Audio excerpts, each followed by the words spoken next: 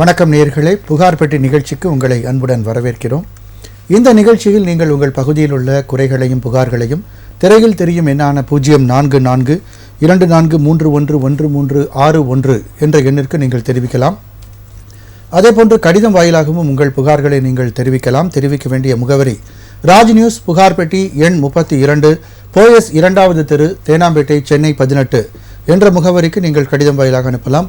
உங்கள் குறைகளுக்கும் புகார்களுக்கும் உரிய தீர்வினை எங்கள் சட்ட ஆலோசகரும் சமூக ஆர்வலரும் வழங்குவார்கள். இன்றைய நிகழ்ச்சிக்குள் செல்லலாம். நமது விருந்தினர் சட்ட ஆலோசகர் திரு மணி கங்காதரன் அவர்களை வரவேற்போம். வணக்கம் சார். வணக்கம் சார். சார், இன்னைக்கு ஒரு இரண்டு முக்கியமான நாட்களுடைய ஒரு அனுசரணை நடைபெறுகிறது. அதாவது ஒன்று, இந்தியாவில் காகித நாள் ஆகஸ்ட் 1ஆம் தேதி என்று கொண்டாடப்படுகிறது. மற்றொன்று பார்த்திங்கன்னா தாய்ப்பால் வார விழா இன்று துவங்கி 7ஆம் தேதி வரை, அதாவது ஒவ்வொரு ஆண்டும் ஆகஸ்ட் 1 முதல் 7ஆம் தேதி வரை தாய்ப்பால் வார விழா நடைபெறுகிறது. இப்போ இந்த ரெண்டுக்குமான ஒரு முக்கியமான ஒரு விஷயம் அப்படின்னு பார்க்கும் பொழுது, குறிப்பாக இந்த காகித நாள் அப்படின்னு வரும்போது இந்த பேப்பரோட இம்பார்ட்டன்ஸு எதுக்காக இந்த நாள் கொண்டாடுறாங்க அப்படின்னா, இது கண்டிப்பாக ஒரு என்விரான்மெண்ட்டோட தொடர்புடைய ஒரு விஷயமா இருக்குது. ஏன்னா நம்ம பேப்பர் எங்கேருந்து மரங்கள் அதிகமாக நம்ம காகிதம் தயாரிக்கும் போது வெட்டப்படுகிறது. ஸோ அந்த பயன்பாட்டை நம்ம எந்த அளவுக்கு குறைக்கிறோம், இதெல்லாம் நினைவுபடுத்தும் ஒரு நாளாக இந்த காகித நாளானது கொண்டாடப்படுகிறது. இது பற்றி உங்களுடைய பார்வை, தற்பொழுது இந்த மரம் வளர்த்தல் அல்லது மரம் வெட்டுவது இது எப்படி இருக்கிறது, காகித பயன்பாடுகள் குறித்தும் உங்களுடைய பார்வை சொல்லுங்கள். இன்றைக்கி மரங்களிலிருந்து ஒரு இயற்கையாக வளர மரங்களிலிருந்து தான் இந்த காகிதங்கள்லாம் தயாரிக்கப்படுகிறது. இந்த மரங்கள் ஆற்றையும் நீரையும் சார்ந்து, ஒரு நிலப்பரப்பை சார்ந்து, அந்த மரம் இருந்து அந்த ஆக்சிஜனை உருவாக்குறது இருந்து எல்லாமே பார்த்திங்கன்னா ஒன்று கனெக்ஷனோடு தான் இருக்கும். இயற்கையோட இழந்த வாழ்க்கையாக தான் இருந்துச்சு. இன்றைக்கி காகித நாள் கொண்டாடுறது ஒன்று. முக்கியமாக பார்க்குறது என்னென்னா, இன்றைக்கி எல்லாருமே ஃபோனு எல்லாத்துக்கும் பிறகு லேப்டாப்பு, கம்ப்யூட்டர் எல்லாமே பிறகு முறை ஆகிடுச்சு. எல்லாமே டைப்பிங் முறை ஆகிடுச்சு. எல்லாம் எழுதுகிற ஒரு பழக்க வழக்கமே ஃபுல்லாகவே குறைஞ்சிட்டே போகுது. அப்போ இங்கே ஒரு 10வது படிக்கிற பையனை இப்போ லேட்டஸ்ட்டாக இப்போ பார்க்கலாம். 10வது படிக்கிற பையன், 12வது படிக்கிற பசங்களாக இருக்கட்டும், அவங்க எழுதுறான்னா எழுத முடியல, அவங்களால ஒரு சென்டென்ஸை மேக் பண்ண முடியல. அது தமிழாக இருக்கட்டும், இங்கிலீஷாக இருக்கட்டும், ஃபாஸ்ட்டாக எழுத முடியல. கம்ப்யூட்டரில் பார்த்தா வேகமாக அடிக்கிறான், ஃபோனில் வேகமாக டைப் பண்ணுறான். பட் இந்த கலாச்சாரங்கள் பார்த்திங்கன்னா ரோட்டில் எழுத்து முறையே போயிட்டு இருக்கு. அப்போ குறைந்தபட்சம் என்னென்னா, அன்றைக்கி ஏற்கனவே எல்லாமே நம்ம எழுதி பழகுவோம். இப்போ இன்றைக்கி எக்ஸாமை கூட ஆன்லைன்லேயே எழுதுகிறோம். எல்லாமே இன்றைக்கி நம்ம பார்க்கலாம். நிறைய எக்ஸாம் ஆன்லைனில் எக்ஸாம் எழுதி பாஸ் பண்ணுறாங்க, கொள்கிறாங்க எல்லாம். அப்படி இந்த இம்பார்ட்டன்ட் குறைஞ்சிட்டே வருது. அப்படி நீங்கள் இம்பார்ட்டன்ட் குறைய என்ன ஆகுனா, இப்போ நம்ம எந்த ஒரு இதை கூட நம்ம படிக்கிறத விட எழுதுனா மட்டும்தான் நம்மளுடைய மனசுலையும் சரி, உள்ளத்துலையும் சரி, அது நம்மளுடைய இயற்கையோட வாழும் முறையோடு சேர்ந்து அது உள்ளே போவோம். எழுதுனா மட்டும்தான் நமக்கு ஆத்மாத்மா அது நம்மளை உள்ள போயிடும் சீக்கிரம். அதாவது ஒரு துளி மை ஒரு பெரிய கடலை விட பெரிய drop of ink is mightier than ocean அப்படிம்பாங்க. ஸோ அந்த அளவுக்கு அந்த எழுத்துக்கான மதிப்பு இருக்கு. அது அவ்வளோ இம்பார்ட்டன்ட். அது இன்னைக்கு அந்த இது டெவலப்மெண்ட் பண்ணுறதுக்காக தான் அந்த காகிதம்ன்றது நம்ம நினைவு கூடுறாங்க. அதே போல் தாய்ப்பால் வரும்போது சரி, இன்றைக்கி யாருமே பால் குழந்தைங்களுக்கு கொடுக்குற சூழ்நிலை கிடையாது. இன்றைக்கி பார்த்தீங்கன்னா நிறைய காரணங்களை சொல்லிட்டு அதுலேருந்து புறங்கணிக்கிறாங்க. பட் அது இம்பார்ட்டன்ட். பட் என்னென்னா, இன்றைக்கி ஒரு 3 வயசு வரை பிள்ளைகள் எப்படி அந்த ஸ்டடி பண்ணுறாங்களோ, எப்படி அந்த உணவு எடுத்துக்கிறாங்களோ, அந்த பால் எடுத்துக்கலாம், அதனை பொறுத்து அது ஃபியூச்சரில் லைஃப் லாங்கில் இருக்கும். இன்றைக்கி பார்க்கலாம், 9 வயசு குழந்தைங்களுக்குலாம் ஹார்ட் அட்டாக் வருது பார்க்குறோம். 10 வயசு குழந்தைங்களுக்கு, 12 வயசு குழந்தைங்களுக்கு, 22 வயசு பசங்களுக்கு ஹார்ட் அட்டாக் வருது. பட் இதெல்லாம் பார்த்தீங்கன்னா பேஸ் மட்டும் ஒரு முக்கியமானது. ஒரு குழந்தை பிறந்ததுலேருந்து அந்த 10 வயது வரைக்கும் அது என்ன உணவு உட்கொள்ளுதோ அதை பொறுத்து தான் லைஃப் லாங் வரையும் அது வாழும், நல்ல ஆரோக்கியமாக வாழும். இந்த சரிவிகித உணவை நம்ம இந்த டைமில் கொடுக்கலாம், அதுக்கப்புறம் அதெல்லாம் வாழ முடியாது. அதனால் குழந்தைங்களோட ஃபண்டமெண்டலாக பேஸ் மட்டும் ஸ்ட்ராங் பண்ணால் மட்டும்தான் ஃபியூச்சர் அதை எத்தனை பில்டிங் எவ்வளோ காலம் வாழ்ந்தாலும் அந்த குழந்தைகள் நல்ல ஸ்ட்ரென்த்தோட ஆரோக்கியத்தில் வாழ முடியும். அதனால் இந்த அடிப்படைக்கு இம்பார்ட்டன்ட் தரணும் எல்லாருமே. சமீபத்தில் ஒரு காணொலி பார்த்தேன். அதில் ஒரு தமிழ்நாட்டில் ஒரு முக்கியமான பேச்சாளர் ஒருத்தங்க பேசும்போது சொன்னாங்க, இப்போ நம்ம குழந்தைங்களுக்கு நம்ம சேர்த்து வைக்கக்கூடிய சொத்து, மிகப்பெரிய ஒரு சொத்து நம்ம அவங்களுக்கு கொடுக்குற ஆரோக்கியம்தான். நீங்கள் அதை தாண்டி நீங்கள் என்ன தான் அவங்களுக்கு சொத்து செஞ்சாலும் அதை அனுபவிக்கிறதுக்கு அவங்களுக்கு தேவை அவங்க உடம்புல ஆரோக்கியம். அது இந்த காலகட்டத்தில் ரொம்பவே குறைஞ்சிட்டு வருது. முதல்ல நம்ம பல கோடி ரூபாயோ அல்லது நகையோ சேர்த்து வைக்கிறத விட அவங்களுக்கு ஆரோக்கியம் கொடுத்தா அதை எல்லாத்தையும் அவங்களே சம்பாதிச்சுப்பாங்க அப்படின்ற அந்த காணொலியை நான் பார்க்க வாய்ப்பு கிடைச்சது. ஸோ அந்தளவுக்கு அதுக்கு உண்மையிலே இப்போ தேவையான மிக ஒரு முக்கியமான ஒரு வாசகங்களாக நான் பார்க்குறேன். கண்டிப்பாக. இன்றைக்கி நம்ம நம்ம இந்த உலகத்தில் வாழ்கிற வரைக்கும் நம்மளுடைய உறுப்புகள் முக்கியமானது. கண்ணுலேருந்து காதுலேருந்து பல்லுலேருந்து எல்லாமே, கிட்னி, ஹார்ட், லிவர் எல்லாமே பல கோடிக்கு இம்பார்ட்டண்டான பொருள் இருக்குது, பல கோடிக்கு இருக்குது. ஒரு பல்லுன்னு பார்க்க பல்லு ஒரு கட்டை போனீங்க 25,000 30,000 கேட்கணும் ஒரு பல்லு. அதை விட அந்த வலி வேதனை அனுபவிக்கிறது அதோட பெரிய. அப்போது அந்த பல்லை பாதுகாக்க வேண்டியது கடமை நமக்கு உண்டு. கண்ணு போயிடுச்சுன்னா கண்ணு வாங்க முடியாது. ஹார்ட்டு எதனா ஒன்று பிளாக் ஆகிடுச்சுன்னா ஓப்பன் பண்ணால் 3 லட்ச ரூபா பணம். லிவர் மாற்றினா 50 லட்ச ரூபாயில் மாற்ற முடியாது. கிட்னி மாற்றினீங்கன்னா குறைந்தபட்சம் 30 லட்ச ரூபா ஆகும். பட் இந்த பொருளை பாதுகாக்கிறது ஈஸியில். கண்டிப்பாக நம்ம தொடர்ந்து பேசுவோம். நேயர் இணைப்பில் இருக்காங்க. வணக்கம், புகார் பெட்டி. யார் எங்கேருந்து அழைக்கிறீங்க? திருவண்ணாமலை மாவட்டம் துறிஞ்சாபுரம். உங்கள் பேர் சார்? சார் நான் ஏழுமலை சார். ஏற்கனவே 2 முறை புகார் பெட்டியில் வந்து பேசியிருக்கீங்க. சரி, சொல்லுங்கள் உங்களோட என்ன புகார் சார்? சார் நான் வந்து பிப்ரவரி மாதம் மனு கொடுத்தேன் சார் கலெக்டர் ஆஃபீஸுக்கு. என்ன விஷயமா? ஆக்கிரமிப்பு பண்ணிட்டாங்க சார் இடத்த.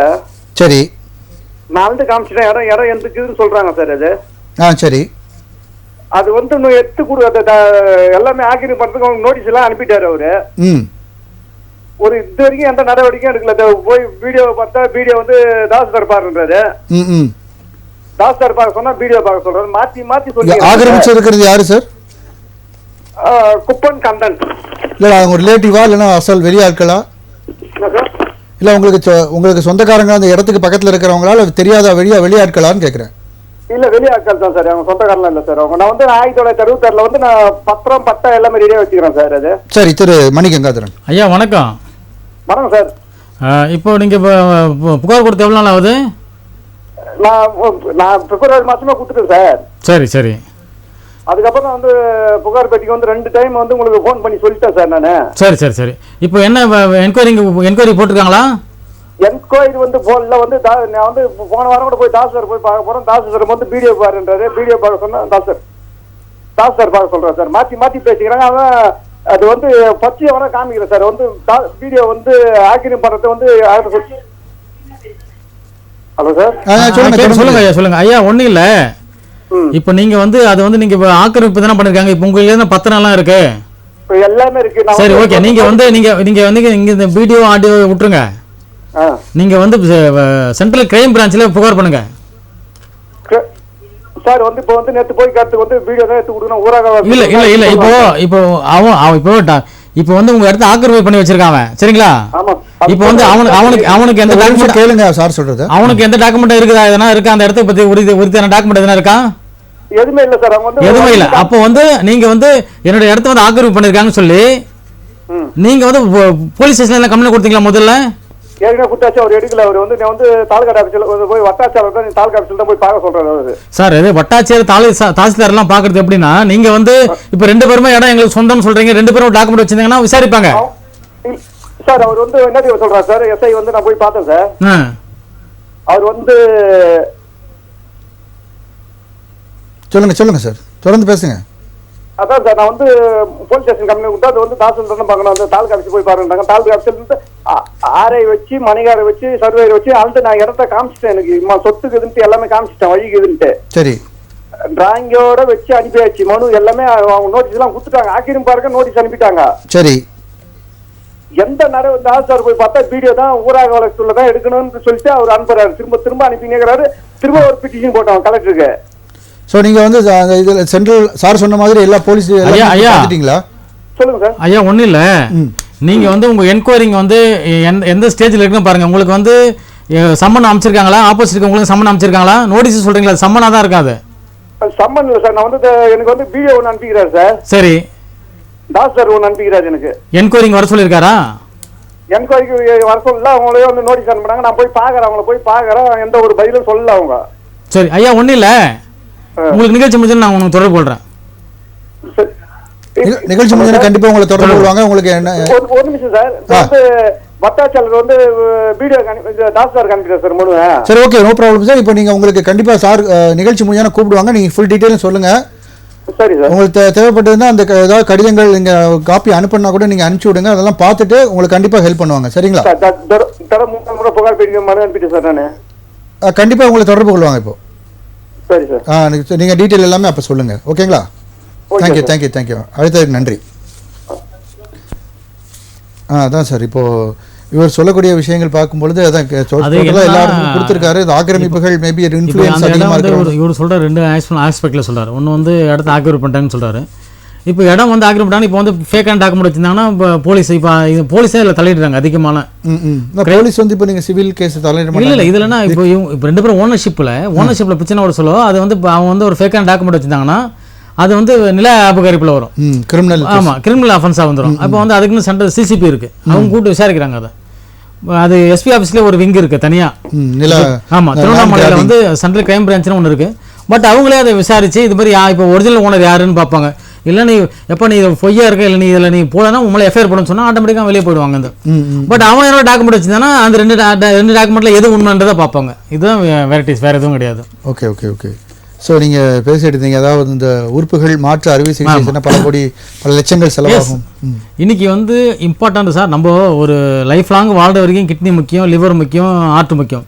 பட் இதெல்லாம் வந்து நம்ம பாதுகாக்கிறதுக்கு நம்ம உடம்பு முக்கியம். இதெல்லாம் நம்ம பாதுகாத்தா தான் நம்ம வாழ முடியுமே ரொம்ப நாள். அப்புறம் என்ன சொல்ல, காலையில் நம்ம வந்து இது வந்து ரொட்டேஷனாக வந்து பிள்ளைக்கு சின்ன வயசுலேருந்தே பிள்ளைங்களுக்கு வந்து நம்ம வந்து அதை டீச் பண்ணணும். இப்போ குழந்தைங்களுக்கு நம்ம எப்படி நம்ம படிக்கிறதுக்கு எவ்வளோ இம்பார்ட்டன்ட் சொல்கிறோமோ அதே போல் எக்ஸசைஸ் பண்ணுறதுக்கும் இம்பார்ட்டன்ட் கொடுக்கணும். படிப்போடு சேர்ந்த ஒரு ஆரோக்கியமான வாழ்வியல் முறைகள் நம்ம கற்றுக் கொடுக்கணும். அது மட்டும் இல்லை, நம்ம எதுவுமே வந்து நம்ம எந்த உணவுப் பொருள் எடுக்கிறோமோ அதை பொறுத்து நம்மளுடைய ஆரோக்கியம் மேம்படும். நம்ம உணவுப் பொருள் நீங்கள் சரியாக எடுக்காமல் நான் வந்து எது எண்ணெயில் பொடிச்சது எல்லாத்தையும் சாப்பிட்டு அது பிறகு ஆரோக்கியம் எல்லாம் அது இது கிடையாது. ரெண்டாவது முன்னரசு நினைக்கிறாங்கன்னா நம்ம மக்கள் எல்லாருமே நினைக்கிறாங்க நான்வெஜ் சாப்பிட்டு மட்டும் தான் உடம்பு ஏறும், மற்ற உணவெல்லாம் சாப்பிட்டா உணவு ஏறாது அப்படின்னு நினைக்கிறாங்க. இதில் என்னென்னா அது அந்த இதுவை நம்ம அளவு பார்க்கணும். இப்போ அரிசி சாப்பாடு நம்ம அரிசி சாப்பாடு உடனே எல்லாத்தையும் விட்டுறாங்க. உடம்பை குறைக்கணும்னு நினைக்கிறவங்க அரிசியும் தொடங்குதில்லை, எதையுமே தொடங்குதில்லை, உடனே ஜூஸ் மட்டும் குடிக்கிறாங்க. இப்போ கன்னியாகுமரியில் கூட பார்த்தோம், ஒரு பையன் வந்து 26 வயசு பையன் 3 மாதம் ஒரே இது மட்டும் ஜூஸ் மட்டும் சாப்பிட்டுக்கார், இறந்துட்டார் ஹார்ட் அட்டாக்ல. பட் அப்போ நம்ம அன்றாட உணவு முறைகளில் வந்து நம்ம எண்ணெயில் பொரிச்சது மைதால அதெல்லாம் விலக்கிட்டு நம்ம ரொட்டேஷன் நம்ம வாழ்வியல் முறைக்கு தேவையான உணவு பொருள் நம்ம உடம்புக்கு தேவையானது எடுத்துக்கணும். அதை நம்ம அதன் பிறகு வந்து உடம்பு ஏறாமல் இருக்கிறதுக்கு நம்ம உடம்பு பேலன்ஸ் பண்ணணும். அதே மாதிரி தண்ணி சரியான தண்ணி குடிக்கிறது, அதுக்கு பிறகு டெய்லியும் வாக்கிங் போகிறது, ஒரு ஹாஃப் அன் ஹவர் வாக்கிங் போகிறது, இல்லை ஜாக்கிங் போகிறது, எக்ஸசைஸ் பண்ணுறது, காலையில் மாலையில் ஒரு ஹாஃப் அன் ஹவர் எக்ஸசைஸ் பண்ணுறது, வாக்கிங் போட்டு ஒரு இம்பார்ட்டண்டான ஒன்று. அதே மாதிரி சுடு தண்ணி குடிக்கிறது, இந்த கடலைகள் இருக்குது பார்த்தீங்களா, நவதானியங்கள், அதை ஊற வச்சு சாப்பிட்றது, அந்த மாதிரியான முறைகளை நம்ம உருவாக்கணும். பட் சர்க்கரையை மோஸ்ட்லி அவாய்ட் பண்ணுறது, அதுக்கு மாற்றாக நாட்டு சர்க்கரை எடுத்துக்கிறது, அதே போல் அரிசியை வந்து பாலிஷ் பண்ண அரிசியை வாங்காமல் இருக்கிறது, அந்த மாதிரியான ஒரு இயற்கையான முறைக்கு நம்ம வரணும்னா அப்போ தான் வந்து அது வந்து நம்ம உணவு இன்னைக்கு வந்து ஒபிசிட்டின்ற ஒரு முக்கியமானதாக இருக்குது. அப்போ அந்த ஒபிசிட்டியை நம்ம கண்ட்ரோல் பண்ணால் தான் உடல் ஆரோக்கியத்தை நம்ம மெயின்டைன் பண்ண முடியும். அப்போ அப்படி நம்ம ஒரு என்னென்ன சாப்பிடணும் என்னென்ன சாப்பிடக்கூடாது அப்படின்றது நம்ம வரைமுறையாக கொண்டு வந்து அதன் பிறகு நம்ம வாழ்ந்தா மட்டும்தான் நம்ம லைஃப் லாங் வாழ முடியும், நல்லா இருக்க முடியும். இல்லை ரொம்ப கஷ்டம். அதான் சொல்ல மாதிரி சரிவிகித உணவு, புரோட்டீன்ஸ், ஃபேட்ஸ் எல்லாம் இருக்கிற மாதிரியான உணவுகளை நம்ம வந்து உட்கொள்ளணும் அப்படின்றது. அதே போல ஒரு சின்ன விஷயம் கூட உடனே மாத்திரை போடுறது, இது வந்து ஒரு பெரிய ஒரு அபத்தமான ஒரு விஷயம். நீங்க சொன்ன ஒரே ஒரு விஷயம் மட்டும் நான் குறிப்பிட விரும்புறேன். அதாவது சுகர் பதிலாக நாட்டு சக்கரை, நீங்க sugar is any form of sugar is sugar தான். அதனால வந்து நம்ம சுகரை விடணும்னு முடிவு சொல்லிட்டீங்கன்னா எல்லா சுகரையும் எல்லா ஃபார்ம்லையும் நம்ம விட்டாகணும். அது எந்த ஃபார்ம்ல எடுத்தாலும் அது சுகர் தான். அதை நான் வந்து குறிப்பிடலாம், மக்கள்கிட்ட நம்ம தவறான விஷயங்கள் போய் சேர்ந்துடக்கூடாதுன்னு நான் தெளிவுபடுத்த விரும்புகிறேன். ஸோ இப்போ அது ஒரு பக்கம் சார். இப்போ ஸோ நீங்கள் சொன்ன மாதிரி அந்த காகிதத்துக்கு தேவையான மரங்கள் நம்ம வந்து பாதுகாக்கணும். இப்போ தாய்ப்பால் வாரம் அப்படின்ற போது உங்களுக்கு குழந்தைகளுடைய ஆரோக்கியம் உங்களுக்கு கொடுக்கணும் அப்படின்றதுனால அதையும் வந்து நம்ம வலியுறுத்த வேண்டிய ஒரு முக்கியமான ஒரு நாளாக இருக்குது. நம்ம வந்து ரெண்டை பற்றி பேசணும். அடுத்ததாக வந்து நம்ம பள்ளியில் தற்பொழுது மாணவர் சேர்க்கை, குறிப்பாக அரசு பள்ளிகள் எப்படி இருக்குன்னு பற்றி பேசலாம். அதுக்கு முன்னாடி ஒரு நேயர் இருக்காரு. வணக்கம், புகார் பெட்டி, யார் எங்கேருந்து அழைக்கிறீங்க? சார் வணக்கம் சார். வணக்கம். அரியலூர் மாவட்டத்திலேருந்து கண்ணன் பேசுகிறேன் சார். கண்ணன் எங்கேருந்து கூப்பிடுறீங்க? அரியலூர். சொல்லுங்க கண்ணன் சார். எஸ்பி ஆஃபீஸ்ல வந்துட்டு நில சம்பந்தமான புகாருக்கு வந்து தனி விங் இருக்குன்னு பாஸ் பண்ணாங்க சார். ஆமா, அதுக்கு வந்துட்டு என்ன எப்படி சார் நாங்க அதுக்கு வந்துட்டு மனு கொடுக்கணும் சார்? சிசிபின்னு இருக்கும் சார். சிசிபி? ஆமா, சிசிபி. சரி சார், அதுல வந்து மனு கொடுக்கணும். ஆமா, அதுல வந்து இப்போ சப்போஸ் உங்கள்ட்ட டாக்குமெண்ட் இருக்கு, டபுள் டாக்குமெண்ட் பண்ணிட்டாங்க. சரி சார். அதுக்கப்புறம் வந்து ஒரு ஃபேக்கான டாக்குமெண்ட் ரெடி பண்ணி வச்சிருக்காங்க. பவர் நீங்க ஒரு ஆளு கொடுத்துருப்பீங்க, உங்களுக்கு தெரியாம அந்த இடத்த அவன் வித்துருப்பான். சரி சார். அந்த மாதிரியான நில சம்பந்தப்பட்ட புகார்கள் அங்க கொடுக்கலாம். சரி சார். இப்போ வந்து முதியோர் வந்துட்டு இந்த பிறந்த பையன்கள் வந்து மறைமுகமா விரட்டி இருந்தாங்கன்னா அதை எப்படி சார் மனு கொடுக்கறது? முதியோர் வந்துட்டு வெளியில சொல்றது பயப்படுறாங்க போலீஸ்காக. இவங்க வந்து வீட்டுல வந்து மிரட்டிட்டு இருக்காரு. அதை எப்படி சார் நாங்க சரி பண்றது? அவங்க வெளியில சொல்லணும்னு நினைக்கிறாங்க, ஆனா சொன்னா இவரு பையன் வந்து ஏதாவது தொந்தரவு. சார் நீங்க ஒரு விஷயம் தெரிஞ்சுங்க, நீங்க புகார் கொடுத்தா மட்டும்தான் காவல்துறை புகார் எடுக்கும். சரி சார். நான் இல்ல அப்படி நான் புகார் கொடுக்காம எடுக்கணும், அப்படி எடுக்க வாய்ப்பே கிடையாது. புகார் கொடுத்து எடுத்தாச்சு சார். இவங்க சொல்றதுக்கு பயப்படுறாங்க போலீஸ்ல. அவங்க சொல்லிதான் ஆகணும். அவங்க ஸ்டேட்மெண்ட் கேட்பாங்க, என்ன நடந்தது சொல்லி இவங்க ஸ்டேட்மெண்ட் கேட்ட பிறகுதான் எதிராளியை கூப்பிடுவாங்க. சரி சரி சார். Okay sir. நன்றி சார், அழைத்ததற்கு நன்றி சார். தொடர்ந்து இப்போ அதாவது சார், இப்போ அரசு பள்ளிகளில் மாணவர் சேர்க்கை தற்போது அதிகரித்து வருகிறது அப்படின்னு அரசு தரப்பில் சொல்லப்படுது. அது உண்மை நிலையை நீங்கள் என்ன சார் பார்க்குறீங்க உங்களோட? இல்லை சார், நிறைய ஸ்கூலில் இப்போ இங்கே இருக்க முத்தால் இந்த இது இருக்குது, தேனாம்பேட்டை பக்கத்தில் ஒரு ஸ்கூல் இருக்குது, பாரசாயத்தில். அந்த ஸ்கூலில் பார்த்தீங்கன்னா மொத்தம் பிள்ளைகளே வந்து பார்த்தீங்கன்னா 12 பேர் தான் இருக்காங்க. 8th ஸ்டாண்டர்டும் இருக்குது. அதனால வந்து இன்றைக்கி வந்து இப்போ சார் இப்போ எல்லாருமே எஜுகேஷனுக்கு இம்பார்ட்டன்ட் கொடுக்க ஆரம்பிச்சிட்டாங்க. எஜுகேஷன் இம்பார்ட்டன்ட் கொடுக்க மட்டும் இல்லை, ப்ரைவேட்டில் செக்டரில் போய் படித்தா தான் வந்து பிள்ளைங்க நல்லா படிக்கிறாங்கன்ற ஒரு சூழ்நிலையை இன்றைக்கி கிரியேட் பண்ணிட்டாங்க. எல்லாமே ஒரு பிஸ்னஸாகவே இது கிரியேட்டிங் ஆயிடுச்சு.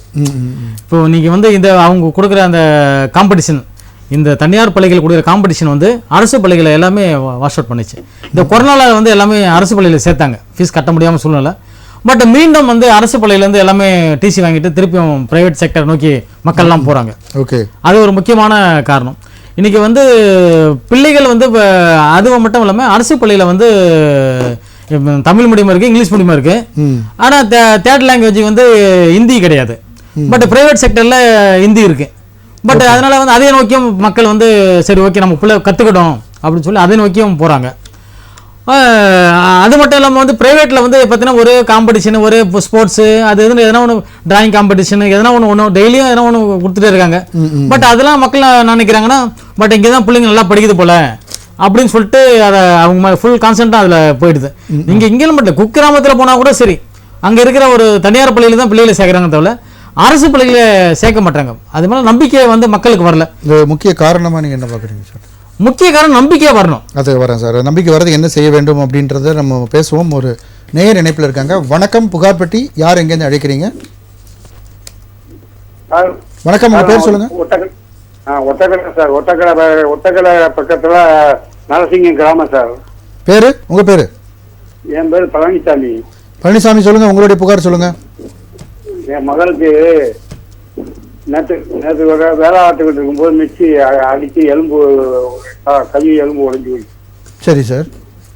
அங்கேருந்து இன்னொரு ஹாஸ்பிட்டலில் ஃபர்ஸ்ட் எய்டு பார்த்துட்டு அங்கே போகலாம்னு சொல்லி அங்கே போனோம். பெரிய ஆஸ்பத்திரிக்கு மதுரை அண்ணா பஸ் ஸ்டாண்டில் இருக்கிற ஆஸ்பத்திரிக்கு. சரி. அங்கே 10 மணிலேருந்து மத்தியானம் 2 மணி வரைக்கும் சார் உட்காந்துருந்தோம். எந்த டாக்டருமே யாருமே வந்து பார்க்கல. ஒருத்தர் மட்டும் வந்து கேட்டாரு, என்ன செய்யுது, ரத்தம் கொப்பளிக்குதான்னு கேட்டாரு. இல்ல ரத்தம் வரைஞ்சிக்கிட்டு இருக்கு சார் அப்படின்னு சொல்லி சொன்னாங்க. இந்த டாக்டர் ஆபரேஷன் தியேட்டருக்குள்ள இருக்காங்க. சரி, வந்து பாக்குறேன்னு சொல்றாங்க சார். வரவே இல்லை சார். டாக்டர் வரல. ஓகே, உங்களுக்கு கேள்வி புரியுது. ஒரு நிமிஷம். எந்த ஹாஸ்பிட்டல் சார்? மதுரை சார். எந்த ஹாஸ்பிட்டல்? மதுரை பெரிய ஆஸ்பத்திரி. சரி, அங்கே புகார் எதனா கொடுத்தீங்களா? அதெல்லாம் எதுவும் கொடுக்கல சார். அப்படியே வெளியேறி வந்துட்டேன் சார். புள்ள உயிர் மயக்கத்துல கிடக்கு. காலையில இருந்து சாப்பிடல. என்னைக்கு சார் நடந்தது? ஏன் சார்? எப்போ நடந்தது? நேற்று சார். சரி, ஓகே. நீங்க வந்து அந்த அங்கேயே வந்து ஆரம்னு ஒருத்தர் இருப்பாரு ஹாஸ்பிட்டலே, அவர்கிட்ட புகாரை கொடுங்க. அப்புறம் வந்து மாவட்ட சுகாதாரத்துறை செயலாளர்னு ஒருத்தர் இருப்பாரு, அவர்கிட்ட புகாரை கொடுங்க. புகார் எதனா பண்ணிருக்கீங்களா? நீங்க அங்க இருந்தா ஒரு போன் பண்ணிருக்கலாமே. அடிச்சு பார்த்தேன் சார், எடுக்கல சார். இப்ப நிகழ்ச்சி ஆரம்பிச்சதுல இருந்து நம்ம நிகழ்ச்சிக்குன்னு இல்ல, பொதுவா நீங்க அங்க அரசு சார்பான அலுவலர்கள் யாருக்காவது கால் பண்ணியிருக்கலாமே. நம்பர் தெரியல சார். அங்க இருக்கும்ல சார், எல்லா ஹாஸ்பிடல்ல மெல்ல இருக்கு. என்ன ஆர்எம்னு மெயின் டின்னு இருப்பாரு, அவருக்கு புகார் கொடுக்கலாம். ஆர்எம் தான் வந்து மெயினா அவங்க பாப்பாங்க. நீங்க சார் ஒண்ணு இல்லைங்க, ஆறாம இருப்பாரு. இல்ல, அதாவது உங்க சூழ்நிலை புரிஞ்சிக்க முடியுது. அதாவது குழந்தை வந்து அந்த மாதிரி இருக்கும்போது நம்ம பண்ண முடியாது தான். பட் அது இப்போ உங்களுக்கு இப்போ வேற ஆஸ்பத்திரி கூட்டிட்டு போயிட்டீங்களா? இப்போ எப்படி இருக்காங்க? சரி சார். இப்போ இனிமேலாவது மற்றவங்களுக்காக அந்த நிலை வரக்கூடாதுன்றதுக்காக நீங்க அந்த புகாரை நீங்களும் பதிவு பண்ணுங்க கண்டிப்பா, சார் சொல்ற இடத்துல. நீங்க பண்ணுங்க சார். நீங்க இல்ல எந்த அப்போ அந்த இன்சார்ஜ் டாக்டர் யாருன்னு பாருங்க சார். அன்னைக்கு இருந்தது. சரிங்க சார். நீங்க அவர் மேல நீங்க ஆரம் கேட்டு அவர்கிட்ட அவர் மேல புகார் கொடுங்க. சரி. அப்புறம் வந்து மாவட்ட சுகாதார செயலாளர் மதுரை, அதுக்கப்புறம் மாநில சுகாதார செயலாளர் நம்ம அமைச்சர் இருக்காரு, ஆமா, அவர்கிட்ட புகாரை கொடுங்க. புகாரை பதிவு பண்ணுங்க. என்னங்க சார் அதெல்லாம் ஒன்றும் புகார் பண்ணலாம். இல்ல இல்ல இல்ல ஐயா, நீங்க ஒரு புகாரை பதிவு பண்ணாதான் நீங்க அடுத்தது வேற உங்களுக்கு நடந்து வேற யாருக்கும் நடக்காது. ஒண்ணு, நீங்க அந்த இன்சார்ஜ் டாக்டர் யாருன்னு பார்த்தா அவர் மேல நீங்க அந்த லோக்கல்ல போலீஸ் ஸ்டேஷன்ல புகார் பண்ணலாம். அவர் வேலையை ஒழுங்கா செய்யலன்னு சொல்லிட்டு. சரிங்க சார். நன்றி நன்றி சார். அடுத்ததுக்கு நன்றி. நன்றி. ஓகே சார், இப்போ அதுவும் அரசு மருத்துவமனையில் இந்த மாதிரியான நெக்லிஜென்ஸ் காரணம் வந்து பெரும்பாலும் அவங்க தனியாக கிளீனிங் நடத்துகிறாங்கன்ற ஒரு குற்றச்சாட்டு தொடர்ந்து வைக்கப்படுது. கண்டிப்பாக அதுதான் ஒரு உண்மையான காரணமாக இருக்குமா, இல்லை எல்லாம் அவங்க வரது லேட்டாக வர்றது? சார் ஒன்று இன்னைக்கு என்னென்னா சார், நீங்கள் ஹாஸ்பிட்டலில் பார்த்தீங்கன்னா நீங்கள் ராயப்பேட்டை ஹாஸ்பிட்டலில் பார்க்கல, நீங்கள் காலைல போனீங்கன்னா பாருங்கள், குறைந்தபட்சம் வந்து ஒரு டாக்டர் கிட்ட வந்து குறைந்தபட்சம் ஒரு 200 to 250 பேஷண்ட் பார்ப்பாங்க. மொத்தம் ஒரு 10 டாக்டர் இருப்பாங்க. 250 பேர் ஒரு டாக்டர் பார்க்கணும். 5 காலி பணியிடங்கள் நிரப்பப்படலைன்றது. ஆமாம், 5 நிமிஷத்துக்கு 2 நிமிஷம் தான் பேச முடியும். அவர் சொல்கிறத மட்டும் கேட்டு போயிட்டே இருக்கணும். நீங்கள் எதனா கேள்வி கேட்டாருன்னா சரி சார் சரி சார் அப்படின்னுவாங்க. ஏன்னா பட் அவங்களுக்கு அந்த பேஷண்ட் பார்க்குற அந்த மன அழுத்தம். ரெண்டாவது வந்து எல்லாருமே வந்து நம்ம அரசு மருத்துவமனை நோக்கி போகிறது யாரா பார்த்தோன்னா அன்எஜுகேட்டட் அந்த வெரி லோ பீப்புள். அவங்க என்ன பார்த்தீங்கன்னா அவங்களுக்கு டாக்டர் கிட்ட எதிர்பார்க்குதுன்னா நல்லா இருக்கப்பா, சரியாயிடுச்சுப்பா, போப்பா, அப்படி ஒரு வார்த்தை தான்.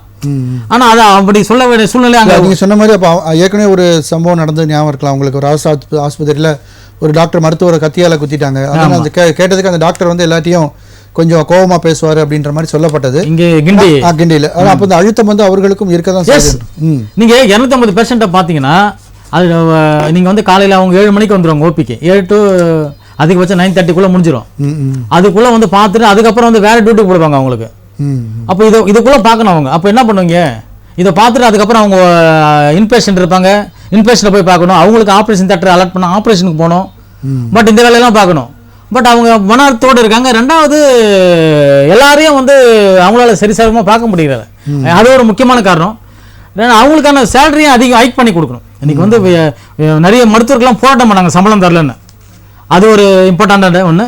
அதே போல டாக்டர்ஸ் 5 டாக்டர்ஸ் இடத்துல ஒரு 15 டாக்டர் உருவாக்கணும். ஒரு டாக்டர் வந்து ஒரு குறைந்தபட்சம் ஒரு 50 பேரை பார்க்கலாம், ஒரு 60 பேரை பார்க்குற மாதிரி சூழ்நிலை உருவாக்கணும். இது வந்து ஈஸியாக இருக்கும்.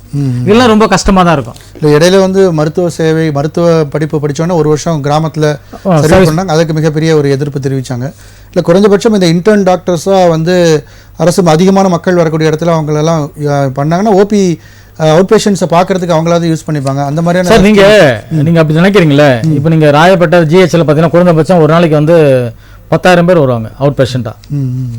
நீங்கள் காதுக்கு, கண்ணுக்கு, தொண்டைக்கு, ஜுரத்துக்கு, ஒரு பெரிய எலும்பு, இதுக்கு எல்லாத்துக்கும் பார்த்தீங்கன்னா அவ்வளோ பேர் வரும். அப்போ அவ்வளோ பெரிய நீங்கள் வந்து நீங்கள் டாக்டர் பார்த்தீங்கன்னா அங்கே செக்ஷனில் பார்த்தீங்கன்னா ஒரு சீப் இருப்பார், அது சுற்றி இருப்பாங்க, ஒரு 10 பேர் இருப்பாங்க. அதுக்கப்புறம் படிக்கிற ட்ரைனர்ஸ் இருப்பாங்க. மோஸ்ட்லி வந்து பார்க்கறது ட்ரைனர்ஸ் தான் பார்ப்பாங்க.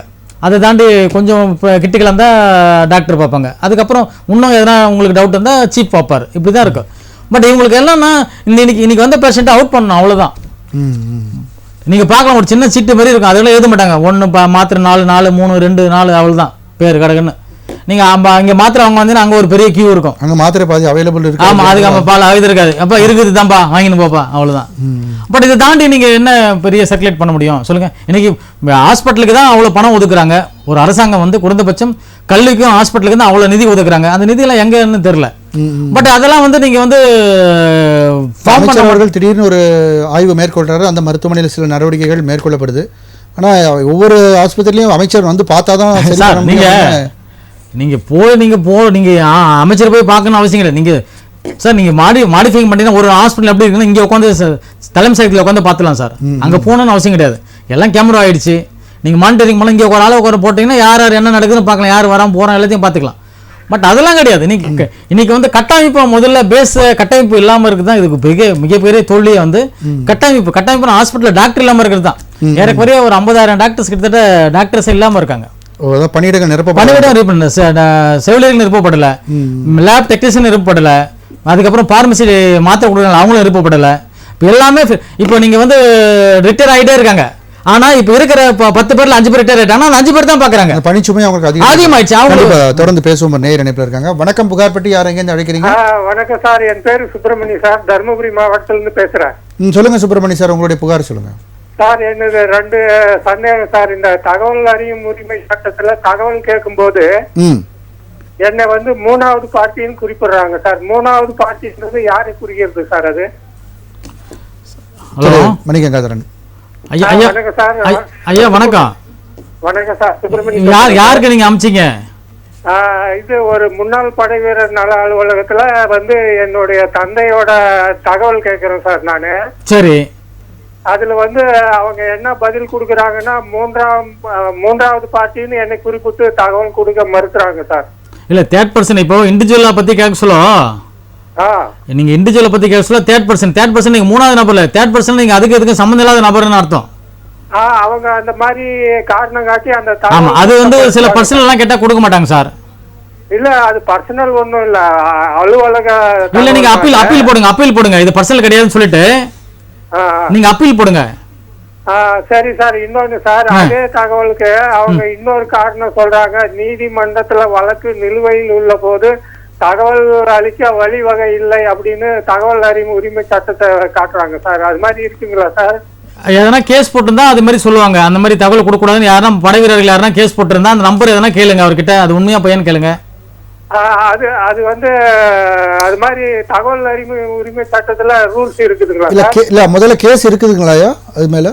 ஆமா, என் பேர்ல நான் அவங்க மேல கேஸ் போட்டிருக்கேன். அவங்க அதை மேற்கோள் காட்டி இந்த மாதிரி தகவல் கொடுக்குறாங்க, வழிவகை இல்லை அப்படின்னு. அதுல எந்த அளவுக்கு உண்மை இருக்குன்னு கேக்குறாரு. இல்ல சார், இப்போ அவங்களுக்கு சில இப்போ வந்து தகவல் ஆணையர்கள், மாநில தகவல் ஆணையர்கள் இல்லாம இருந்தாங்க. இப்போதான் லேட்டஸ்டா ஒரு 6 பேரை போட்டிருக்காங்க. இப்போ நீங்க அப்பீல் டிஸ்ட்ரிக்ட் லெவல் அப்பீல் பண்ணீங்களா நீங்க? ஆமா. இப்போ நீங்க மாநில லெவல் அப்பீல் பண்ணுங்க. நீங்க அப்பீல் பண்ணிட்டு அதன் பிறகு உங்களுக்கு சரியான தகவல் தரலனா நீங்க நீதிமன்றத்தை அணுங்க. அப்புறம் நீதிமன்றத்தில் அவன் போய் சொல்ல முடியாதுல்ல. சரி சார், அதான் இந்த 2 சந்தேகம் தான் சார், அதான் கேட்க போன் பண்ணேன். நன்றி சார், அடுத்ததுக்கு நன்றி. Okay sir. அதாவது அரசு பள்ளிகளில் வந்து சேர்வதற்கு நம்பிக்கை குறைவதற்கான காரணம் என்ன அப்படின்ற ஒரு கேள்வி முன்னாடி வச்சுருந்தேன். அதை பற்றி சொல்லுங்கள் சார்.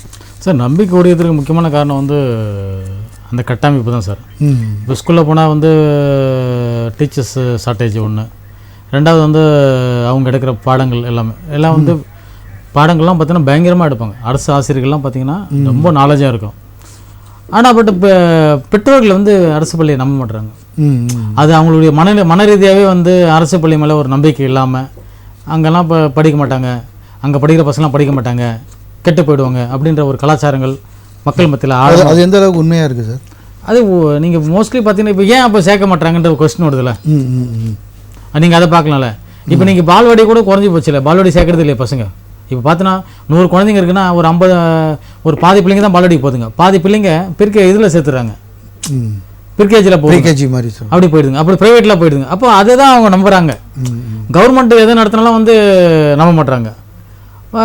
அதே போல் வந்து கவர்மெண்ட்டில் வந்து அஜாக்கிரதையாகவும் இருக்கிறது ஒரு என்னென்னா, இன்றைக்கி நிறைய பிள்ளைங்க ஒரு சில வந்து கவர்மெண்ட்டில் என்னென்னா டாக்டர்ஸாக இருக்கட்டும் டீச்சர்ஸாக இருக்கட்டும் அன்பாக ஒரு நடந்துக்க வாய்ப்பு கிடையாது. ஆனால் அவங்க பண்ணுற விஷயங்கள் எல்லாமே பார்த்தீங்கன்னா பயங்கர பிரில்லியண்ட்டாக நாலேஜாக இருக்கும், டீச்சர்ஸ் எல்லாம் இருப்பாங்க. ஆனால் அவங்க அணுகுமுறைகள் தான் சரி இருக்காது. பட் அதை தான் நம்ம பார்க்கணும், அதை தான் மக்கள் மத்தியில் எஃபெக்ட் ஆகுது. இன்றைக்கி கவர்மெண்ட் ஸ்கூலில் படித்தவங்க தான் இன்றைக்கி பெரிய ஆளெல்லாம் இருக்காங்க எல்லாருமே. பட் அந்த நம்பிக்கையை மீண்டும் கொண்டு வரணும். அப்போ என்ன சார், இன்னொரு விஷயம் என்ன சார், விளம்பரம் சார், விளம்பரம் அதிகம் சார். பிரைவேட் செக்டர்ஸ் என்ன பண்ணுறான், விளம்பரம் பண்ணினே இருக்கிறான் சார். தெரு கோயம்புத்தூர் போய் சொல்லிட்டே இருக்கிறான். இங்கே படிச்சா அங்கே ஆகிடுவாங்க, அங்கே படிச்சா டாக்டர் ஆயிடுறாங்க, இன்ஜினியர் ஆயிடுறாங்க, அமெரிக்காவில் இருக்காங்க, லண்டனில், அப்படியே ஒரு பொய்யான ஒரு கலாச்சாரத்தை மக்கள் மத்தியில் திணிச்சிடறான்.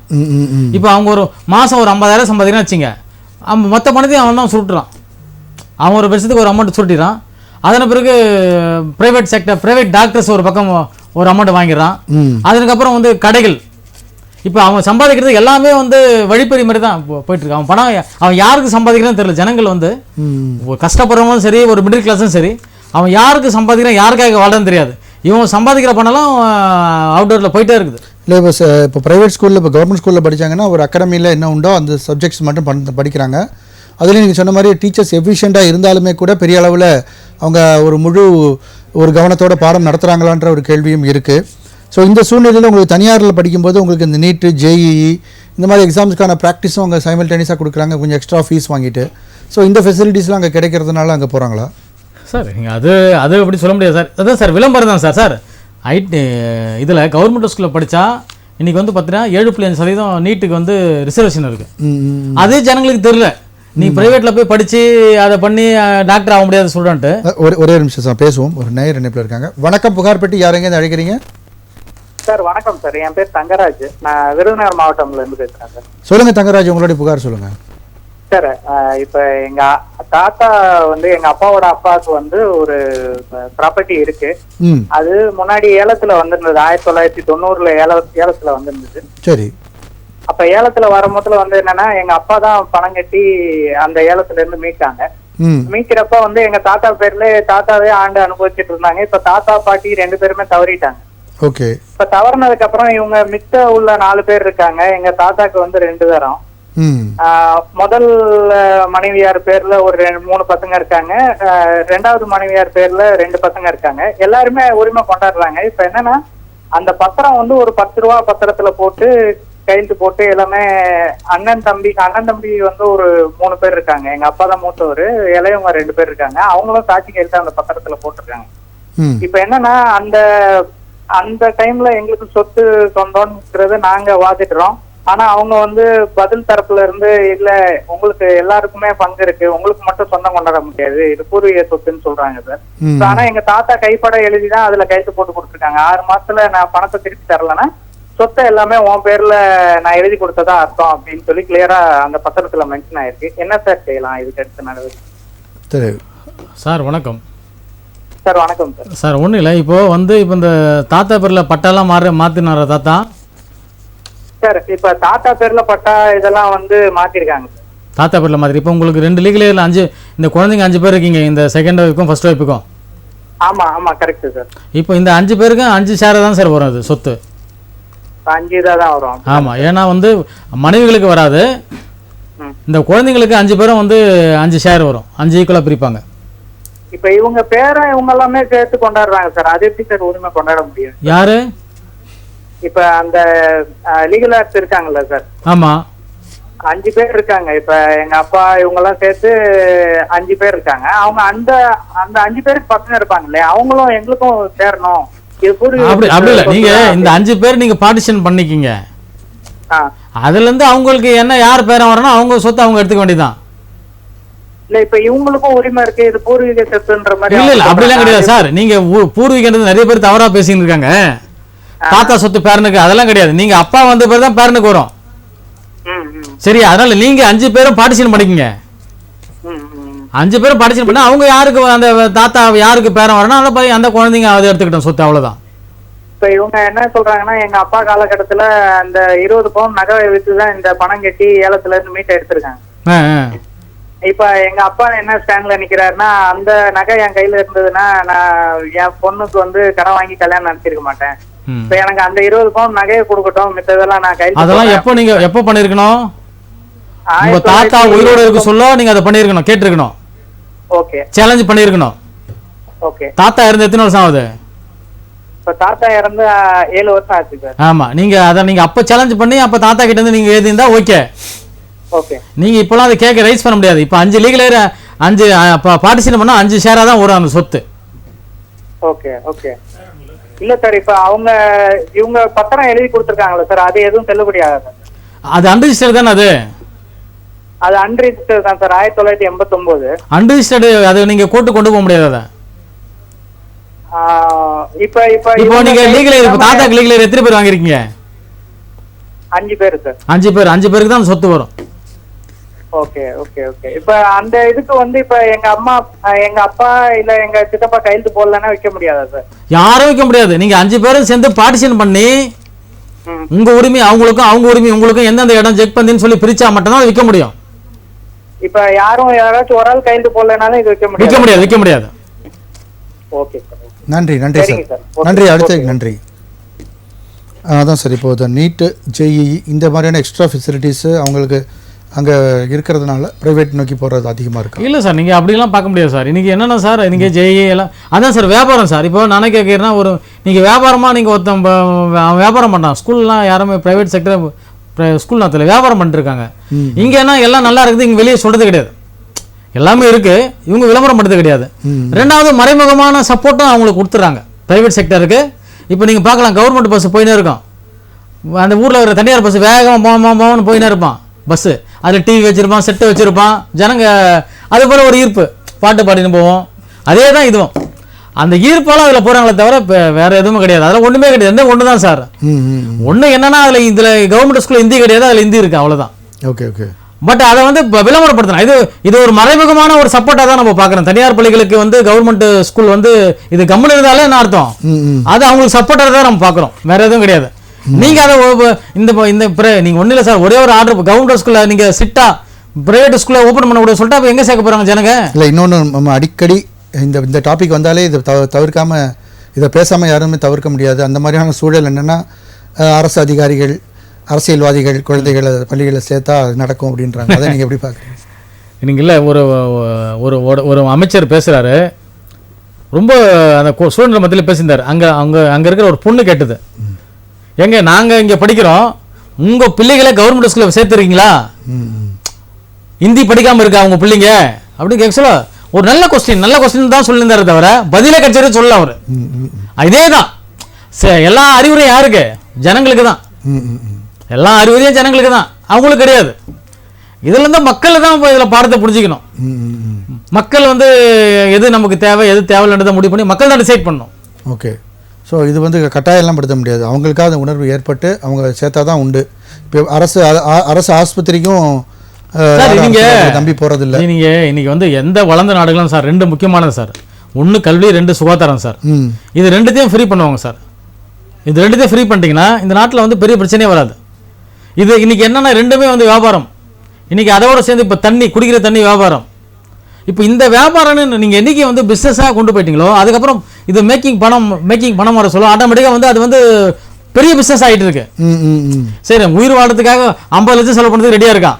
ஸோ நீங்கள் சொல்கிற மாதிரி நம்ம தமிழ்நாட்டை பொறுத்தவரையும் சரி, எங்கேயுமே சரி, கல்வி சுகாதாரம் ரெண்டுலேயுமே அரசியல்வாதி குழந்தைகளோ போகிறதில்ல அப்படின்றது மட்டும் நிதர்சனமாக தெரியுது. தொடர்ந்து பேசலாம். ஒரு நேயர் இணைப்பில் இருக்கார். வணக்கம். வணக்கம் சார். வணக்கம். புகார் பெட்டி யார் எங்கேருந்து அழைக்கிறீங்க? அருள்தாஸ் திருச்சியிலேருந்து பேசுகிறேங்க. சொல்லுங்க அருள்தாஸ், உங்களுடைய புகார் என்ன சார்? ஒன்றும் இல்லை சார், நான் ஒரு இடம் பதிவு பண்ணேன் சார். அதுல வந்து தாசில்தாரே பட்டாவை தவறுதலா கொடுத்துருக்காருங்க. 267 கொடுத்துருக்காரு.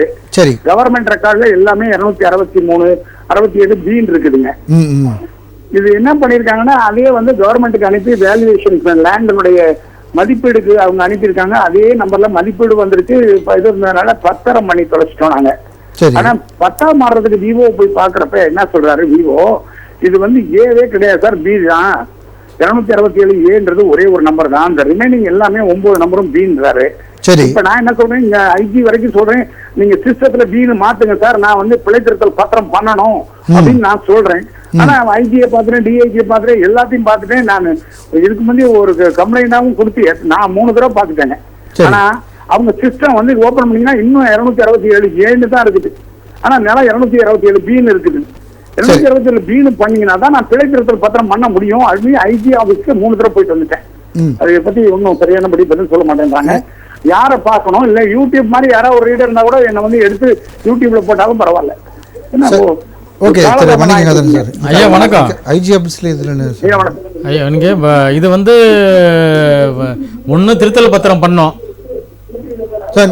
டிவி வால்யூம் ஐயா திருத்தல் வால்யூம் பண்ணி நீதிமன்றத்துக்கு போலான்னு சொன்னா அவங்க என்ன சொல்றாங்க, நீங்க அப்ளிகேஷன் எழுதி கொண்டு போய் அவங்களை அப்ரோச் பண்ணுங்க ரெஜிஸ்டர் ஆபீஸ்ல. இல்ல திருத்தல் பத்திரம் ஐயா நான் சொன்னது ஒரு நிமிஷம் கேளுங்க சார், சொல்றது கொஞ்சம் ஒரு வாட்டி கேட்டுக்கோங்க. திருத்தல் பத்திரம் பண்ணி அந்த சர்வே நம்பர் கரெக்டா இருந்தாதான் நீங்க பட்டா எல்லாமே கரெக்டா மாத்த முடியும். அது கரெக்ட். நீங்க ரெண்டாவது திருத்தல் பத்திரம் அந்த மாவட்ட விவோ ரிலீஸ் பண்ணிட்டாரு. அதுக்கப்புறம் நான் ஐஜியை போய் பார்த்து எனக்கு நீங்க சிஸ்டத்துல மாத்துங்க, நான் மாத்தணும்னா நீங்க பத்திரத்தை பண்ணுங்க, ஆட்டோமேட்டிக்கா மாறுன்றாங்க. பத்திரம் பண்ண போனா அவங்க என்ன சொல்றாங்க, இது 10 வருஷத்துக்கு முந்தி பண்ணினது, அன்னைய காசை கழிச்சுட்டு இப்ப 5 லட்சம் ரூபாய்க்கு பத்திரம் வாங்குங்கன்றாங்க அவங்க. அது தவறு. 100 ரூபாய் தான் சிஸ்டத்துல போனா. சரி, நீங்க உங்க தவறு நீங்க எப்ப கண்டுபிடிச்சீங்க பண்ணீங்க பிழை திருத்தல் பத்திரத்துக்கு? ஐயா இந்த தவறு எப்ப கண்டுபிடிச்சீங்க நீங்க? இல்ல அவங்க சார் கேக்குறது கொஞ்சம் பதில் சொல்லுங்க சார். நீங்க பேசிட்டே இருக்கீங்க, அவங்க கேக்குறது கொஞ்சம் பதில் சொன்னீங்கன்னா தவறுகளை நீங்க எப்ப ஃபைண்ட் அவுட் பண்ணீங்க?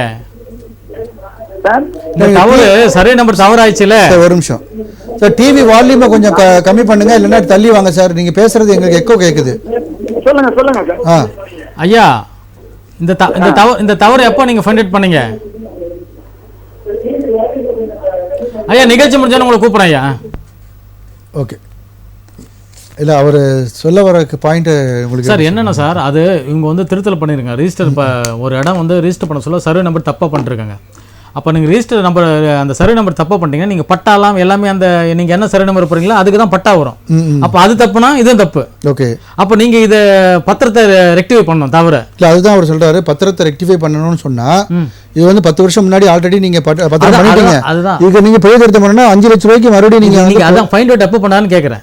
நீங்க ஃபைண்ட் அவுட் எப்போ பண்ணீங்கன்னா அது இப்போ நீங்க திருத்தல பத்திரம் பண்ணீங்கன்னா அது இன்னைக்கு என்ன வேலையை கட்டி தான் ஆகணும். நீங்க கட்டாத நீங்க இது பண்ண முடியாது. இப்போ அந்த திருத்தல பத்திரம் போட்டீங்கன்னா திருப்பி வந்து அந்த சர்வேயர் வந்து இடத்த பார்ப்பாரு. இடத்த பார்த்துட்டு விஆர்ஐ வந்து ரிப்போர்ட் கொடுப்பாங்க. அதுக்கப்புறம் தாசில்தார் கிட்ட போவோம். இதுல இவ்வளவு விஷயம் இருக்கு இதுல.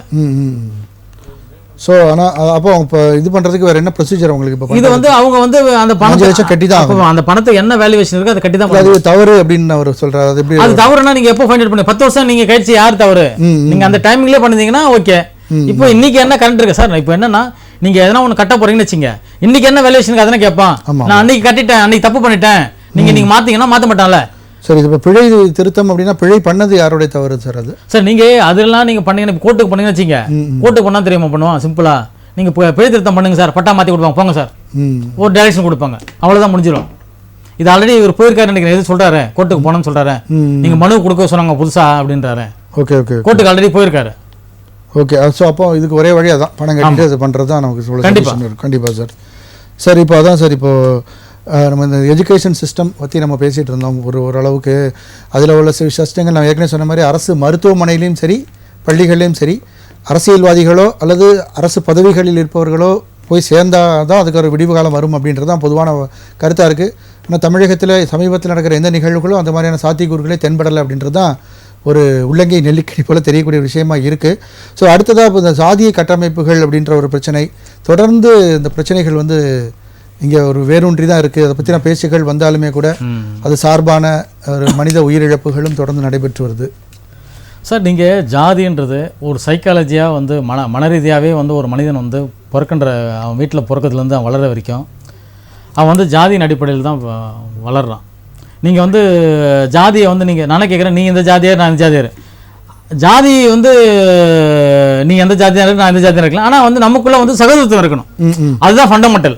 ஓகே, ஆனால் இன்னைக்கு சகோதரத்துவமே கிடையாது, ஜாதி மோதல் அதிகமாகுது. கண்டிப்பாக சார், இதை பற்றி நம்ம விரிவாக பேசுவோம். ஒரு நேர் இணைப்பில் இருக்காங்க. வணக்கம், புகார்பட்டி, யார் எங்கேருந்து அழைக்கிறீங்க? சார் வணக்கம் சார். வணக்கம் சார். 2014 இல்லை உங்கள் பேர் சொல்லுங்கள், எங்கேருந்து அழைக்கிறீங்க முதல்ல சொல்லுங்கள். சேலம் மாவட்டத்தில் அழைக்கிறேன் சார். சொல்லுங்கள் சார், இப்போ உங்கள் புகார் சொல்லுங்கள் சார். 2014 நிலத்தை வாங்கிட்டேன் சார். சரி, நிலத்தை வாங்கிட்டு இவன் என்ன பண்றான்னா ஏந்திரிக்காத அங்கேயே படுத்துக்கிட்டு இருந்தான். அப்புறம் நான் கோர்ட்டுக்கு போனேன், 2016 கோர்ட்டுக்கு போனேன். 2016 கோர்ட்டுக்கு போய் எனக்கு வந்து 2017 எக்ஸ்பைரி ஆகி எனக்கு தீர்ப்பு பண்ணி கொடுத்துட்டாங்க. சரி, சுகாதாரமும் வண்டி அப்புறம் ஈபி போட சொன்னாங்க. அவன் நீ போய் கார்டு ஓட்டிருந்தாங்க, நம்மளால ஓட்ட முடியாது பண்ணி ஈபி போட சொன்னாங்க. ஈபி போட்டு போலீஸு அமையினர்லாம் வந்து வீட்டெல்லாம் பூட்டி எனக்கு எல்லாம் சுகாதாரம் பண்ணி கொடுத்துட்டாங்க. சரி, அப்புறம் வந்து இவன் இப்போ இந்த வீட்டு தண்டையில் வந்து பழுதா கடை தொங்கிட்டுக்கிட்டு படுத்துக்கிட்டு இருக்கிறான். யாரு? அப்புறம் அவன் என் எதிரி தான், வித்தவனே தான். வித்தவரே இன்னும் காலி பண்ணல, அது இடத்த விட்டு போகல. காலி கவர்மெண்ட் வந்து கோர்ட் மூலியமா காலி பண்ணி கொடுத்துட்டாங்க. நான் பணம் கட்டுறேன், அதை கட்டுறேன், இதை கட்டுறேன், நாங்கள் படுத்துக்கிட்டு பண்றான். போலீஸ் நானும் எஸ்பிட்டு போய் பெட்டிஷன் கொடுத்தேன். போலீஸுங்க வந்து ரங்கேரிக்கு அனுப்புறாங்க. இதை போய் நீ காட்டை போட்டு அதை போட்டு வந்தா நான் பார்த்துக்கலாம். இன்னும் போலீஸ் 10 வருஷம் கொடுக்க மாட்டேங்கிறாங்க. சரி, கங்காதரன் சார். ஐயா வணக்கம். எக்ஸ்பர்ட் ஆயிடுச்சு, ஈபி போட்டீங்க, இடத்த எடுத்து கொடுத்துறாங்க. ஆமா, நீங்க இடத்த போட அதை காம்பவுண்ட் போட வேண்டியதானே, இடத்த நீங்க அப்படி வெடிமனை விட்டீங்க. காம்பவுண்ட் போடல சார். அப்புறம் தான் பொண்ணை போட்டுக்கலாம்னு இருந்தேன். அவன் 4 பேரை கொண்டாந்து வச்சுக்கிட்டு நான் பணத்தை கட்டி போடுறேன், அதை கட்டி போடுறேன் போட்டு கொண்டாந்து பணமாடி அங்கே போய் படுத்துக்கிட்டு ஏந்திரிக்க மாட்டேன். நானே அவர் எதனா கேஸ் போட்டுருக்காரு உங்களுக்கு எதிராக கேஸ் போட்டிருக்காரா? எனக்கு ஒன்றும் அவன்லாம் ஒன்றும் கேஸ் போடல. நீங்க தான் கேஸ் போட்டீங்க? நான் கேஸ் போட்டேன். எனக்கு எதுக்காக நீங்க கேஸ் போட்டீங்க? ஆமாங்க. என்ன சார் நீங்க எதுக்காக கேஸ் போட்டீங்க? இவன் ஏந்திரிக்க மாட்டான்னு தான் கேஸ் போட சொன்னாங்க. நான் போய் நாயத்தை கொண்டுட்டு போய் வேலை ஏந்திரேன் ஏந்திரிக்க மாட்டேன்னா படுத்துக்கிட்டு பொம்பளை விட்டு படுக்க வச்சுக்கிட்டு ராவடி போனா நான் போய் கேஸ் போட்டேன். சரி, இப்போ நீங்க இடத்த ரிஜிஸ்டர் பண்ணீங்களா? நீங்க என்ன சார் அந்த இடத்த அவர்கிட்ட இருந்து வாங்குனீங்களே? ஆமா. அந்த இடத்த ரிஜிஸ்டர் பண்ணீங்களா? அதான் ரிஜிஸ்டர்லாம் பண்ணி பட்டாளம் என் பேர்ல மாத்திக்கிட்டேன். பட்டாவே மாத்திட்டீங்க?